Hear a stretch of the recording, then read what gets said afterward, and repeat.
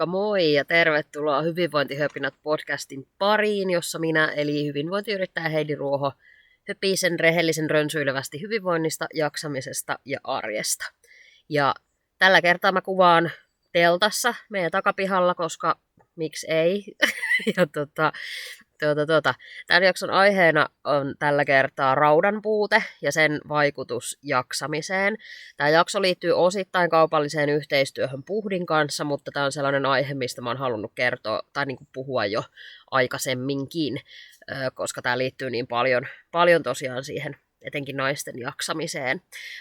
Mutta tämän jakson aihe tosiaan kumpuaa nyt siis eniten siitä, että mä itse selvitin tuossa muutama viikko sitten Puhdin labrapaketilla, että mikä on mun oma tilanne, ja siellä olikin sitten odotetusti alhainen ferritiini. Mä osasin sitä vähän kevään ja alkukesän väsymyksestä ja aivosumusta vähän jo päätelläkin. On ollut vähän sellainen että ei ole ihan ollut oma itsensä, ja ajattelin, että jotain on. Mut joo. Aloitellaan ihan siitä, että mitä se ferritiini sitten tarkoittaa. Eli ferritiini tarkoittaa siis lyhyesti elimistön rautavarastoja, ja sen saa selvitettyä ihan siis verikokeella. Ferritiinin raja-arvoina naisilla pidetään yleisesti 15-125 mikrogrammaa litrassa, mutta aika monessa lähteessä se semmoinen alaraja on 30 mikrogrammaa litrassa, jonka jälkeen voidaan ajatella, että jos se on alle sen 30, niin voidaan ajatella, että ollaan aika tyhjillä rautavarastoilla jo liikkeellä. Eli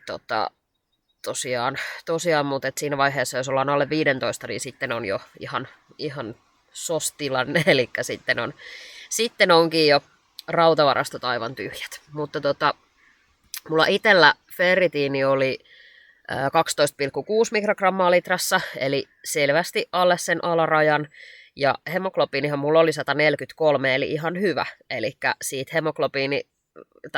hemoglobiinista ei voi niinku päätellä tavallaan sitä, että mitä se ferritiini on, että se hemoglobiini voi tosiaan olla tosi hyvä lukema,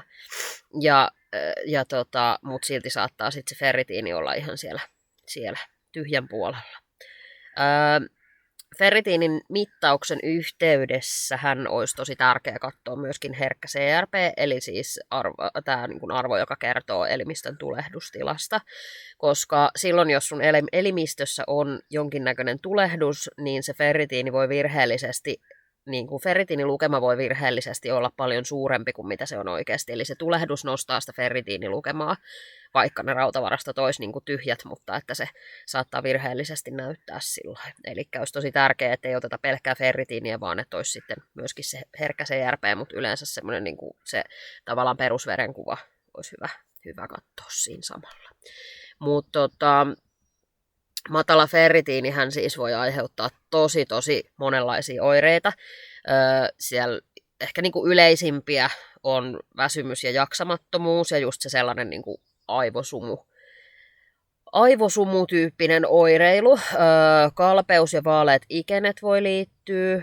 Masennusta voi olla tai ylipäänsä tällaisia niin kuin tai niin kuin mieleen liittyviä juttuja, mutta se masennus on sellainen, mikä voi myös liittyä siihen raudan puutteeseen. Hiusten lähtö, hiusten ohentuminen, sydämen tykytykset, päänsärkyä voi olla paljon, levottomat jalat, etenkin niin kuin nukkumaan mennessä semmoinen, että tuntuu, että on niin kuin, ei niin kuin millään saa nukuttua, mutta siis joo. Ja yleiskunnon heikkeneminen, huimaus ja heikotus on tyypillisiä oireita.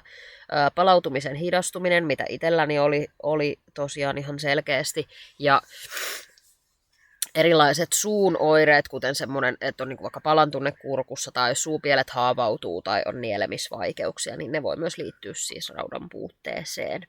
Ja se alhainen ferritiini on tyypillisin ongelma hedelmällisessä iässä olevilla naisilla, ja esimerkiksi runsaat kuukautiset, raskaudet ja synnytykset yleensä madaltaa sitä ferritiiniä, koska ne vie osansa niistä rautavarastoista. Ja toisaalta se alhainen ferritiini voi myös esimerkiksi tehdä kuukautisista tosi runsaat, eli se tilanne pahenee entisestään, niin kuin, että se on sellainen että sit voi niin kuin tavallaan ruokkia sit se tilanne itseään siinä senkin takia, että jos ei sitä alhaista ferritiiniä sitten hoideta. Ja raudan puute voi johtua myöskin niin kuin raudan imeytymishäiriöstä, se voi johtua verenluovutuksista tai se voi johtua puutteellisesta ravinnosta, että sieltä ravinnosta ei saa sitä rautaa riittävästi, on tosi vaikka ravintoköyhää ravintoa tai muuten. Ja sitten joissain tapauksissa tämmöiset mahalaukun tai suoliston verenvuotosairaudet tai tulehdustilat tai muut voi vaikuttaa sitten. Ja mulla itsellähän tämä tosiaan siis niin kuin alkoi näkyyn niin, että alkuvuodesta alkoi salitreenin jälkeen palautuminen heikentyy. Kaikki alkoi tuntua jotenkin tosi paljon raskaammalta. Mua alkoi väsyttää, tai niin kuin, että mua väsytti tosi paljon. Tuntui, että ajatus pätkii, ei oikein jaksanut mitään ylimääräistä. Mähän on aina ollut sellainen, että mä kyllä saan asioita aikaiseksi, tai siis sillä, että mä oon keskivertoa tehokkaampi, niin kuin, että kun on semmoista, tavallaan tykkää puuhastella ja on semmoinen aikaansaava ihminen, niin että niin kuin näennäisesti jonkun mielestä varmasti on tehnyt paljon ja saanut aikaa, mutta ei ole silti tuntunut siltä, että se on semmoinen niin kuin oma itsensä, että ei ole jaksanut tavallaan tehdä sillä normaalisti asioita ja on joutunut sitten ottaa enempi aikaa sille levolle ja palautumiselle ja silti ei oikein palaudu. Salitreenit mulla jäi niin kuin helmikuun jälkeen ihan kokonaan pois, kun ei vaan riittänyt niin kuin töiden lisäksi energiaa treenaamiseen. Et kun on tavallaan työn puolesta, kun on ohjannut muutamia tunteja liikuntaa viikossa ja sitten hieromiset päälle, niin se on sen verran ollut fyysistä, niin sit tuntuu, että siihen salilla käymiseen ei vaan riitä niin kuin paukkuja enää. Ja sitten rupesi niin kuin lenkkeilytkin jäämään tosi vähäiseksi. Ja mullahan tuossa maaliskuun lopulla lähti koira vielä pariksi kuukaudeksi synnytyspuuhiin, niin mä olin ilman koiraa, niin ei tullut sen takia sit lenkkeiltyä sitäkään vähän, niin aika sillai vähälle liikunnat jäänyt ja silti tuntuu, että väsyttää ja semmonen. Mutta se semmoinen väsymys ja vetämättömyys, palautumisen haasteet ja muut oli mulla ja semmoinen aivosumu ainakin, niin kuin semmoiset selkeimmät. Ja mä oon useammastakin lähteestä siis lukenut, että urheilevalla naisella esimerkiksi sen ferritiinin olisi hyvä olla lähemmäs 100 mikrogrammaa litrassa, jotta jaksaa sitten niinku treenata ja palautua riittävästi ja tavallaan ei tule sitä semmoista niinku väsymystä sitten niin herkästi siinä. Mutta tosi monella raudan puutteeseen liittyy myöskin sitten tämä nyt liittyy niinku osittain tavallaan siihen, mitä on niin kuin törmännyt paljon ihmisillä. Eli siis raudan puutteeseen liittyy tosi paljon sitä, että paino jämähtää paikalleen tai jopa nousee. Että se niin kuin, tämä tulee esiin tosi paljon, kun puhuu ihmisten kanssa, jotka vaikka yrittää laihduttaa ja ihmettelee sitten se, että kun ei se painolle niin kuin tapahdu mitään tai paino vaan nousee. Sitten siellä saattaa olla sitä, että se väsymyksen takia se makeen himo tai semmoinen herkutteluhimo lisääntyy, mikä sitten taas osaltaan vaikuttaa niin kuin ruokailurytmiin ja uneen ja palautumiseen ja kaikkeen, ja sitten se kierre on valmis. Että tavallaan kun siinä väsymyksessä haetaan vaan niitä nopeita hiilareita ja niin kuin rasvaa ja sellaista, niin sitten se vaikuttaa tavallaan siihen kokonaisuuteen tosi paljon. Niin tämä on niinku tavallaan semmoinen, että se myöskin siellä voi olla taustalla sitä raudan puutetta, mikä aiheuttaa sitä väsymystä ja sitä, että se kroppa ei oikein toimi normaalisti. Terveydenhuollossa on valitettavasti aika hitaasti herätty tähän ferritiinihommaan ja edelleen tosi helposti vähätellään vähän semmoisena niin kuin muoti-ilmiönä, että jos niin kuin alkaa puhua ferritiinistä tai epäilee raudan puutetta, niin sitten sieltä tulee vähän semmoista vähättelevää, että joo, höpö, että tämä nyt on semmoinen muoti-ilmiö, että ei niin kuin laiteta, että varsinkin julkisella puolella niin on tosi vaikea päästä, että siinä saa melkein jo sitten niin kuin tapella, ja sitten jos on väsynyt se raudan puutteen takia, niin se voi tuntua tosi raskaalta lähteä taas taistelemaan siitä, että saa ne ferritiinitutkimukset. Mutta tässä on jonkin verran paikallisia eroja, että sit niin kuin joissain paikoissa saattaa ollakin jo sit sellaista henkilökuntaa, joka ymmärtää tämän asian päälle eikä vähättele ja pidä muoti-ilmiönä, mutta se on valitettavaa, että tämä on vähän leimattu niin kuin nyt sellaiseksi, että kun tästä on nyt mediassa puhuttu, niin tämä on nyt vaan sellainen, että kaikki kuvittelee olevansa raudan puutteisia ja vähän semmoista niin kuin tavallaan tosi typerää.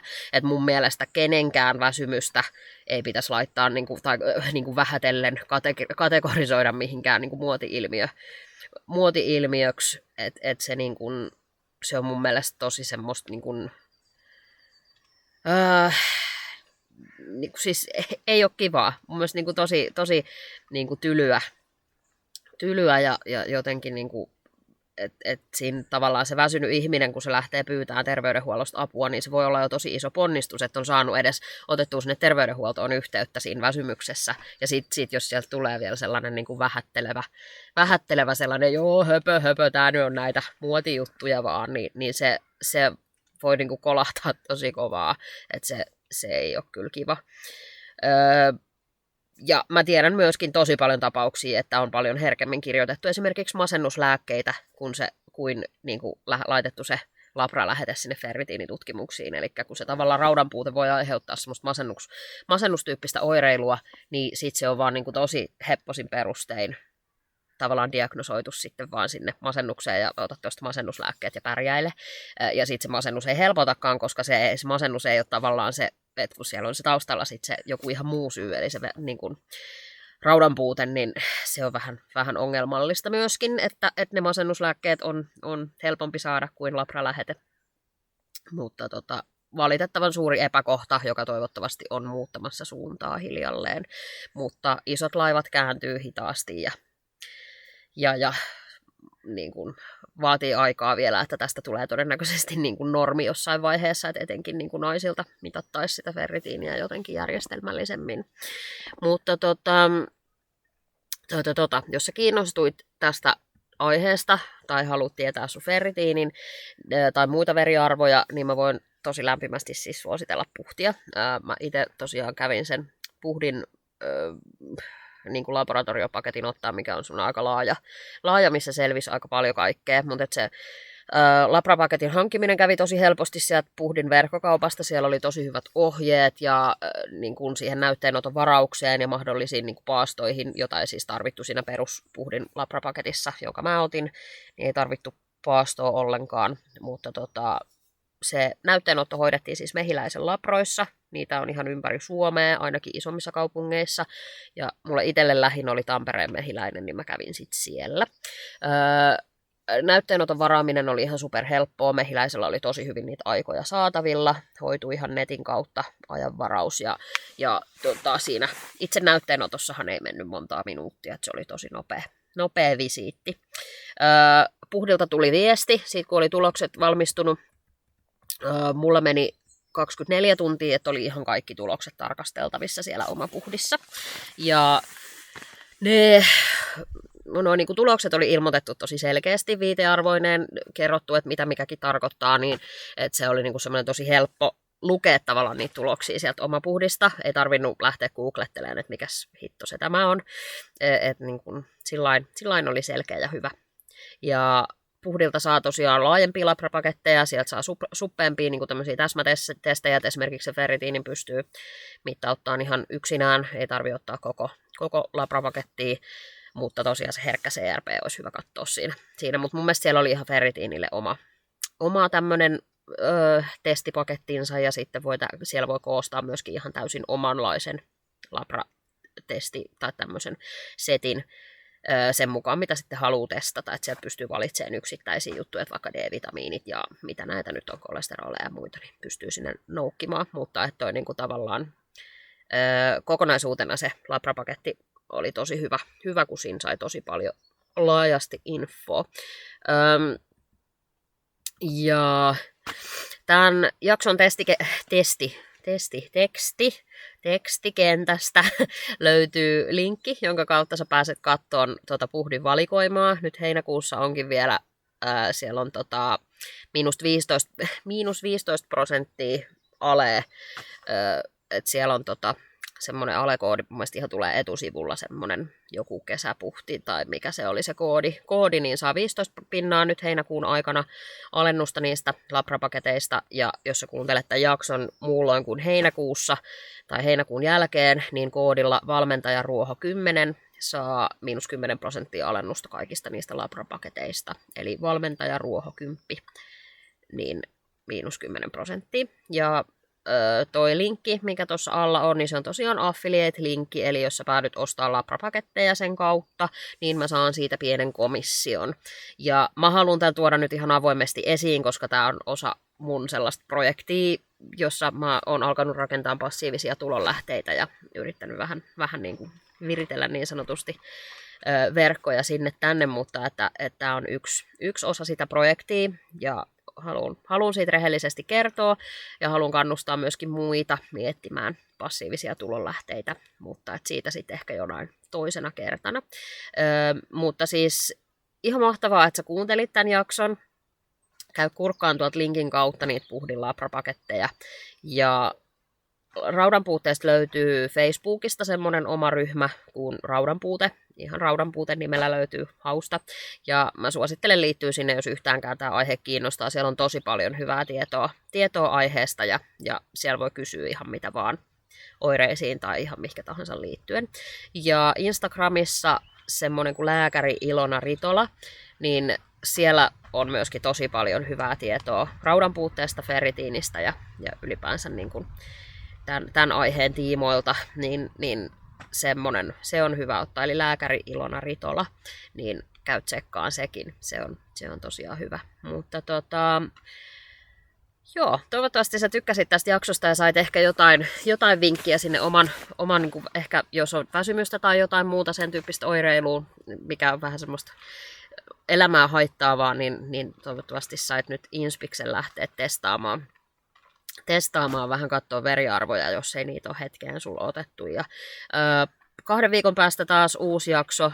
Mä itse asiassa 2 viikon päästä on Lapissa, eli kuvaan etukäteen sen jakson, niin katsotaan mitä siitä tulee, mutta että joo, anna palautetta, pistä tähtiarvostelua, peukkua, mitä näitä nyt on, ja tosi kiva kun kuuntelit. Heippa!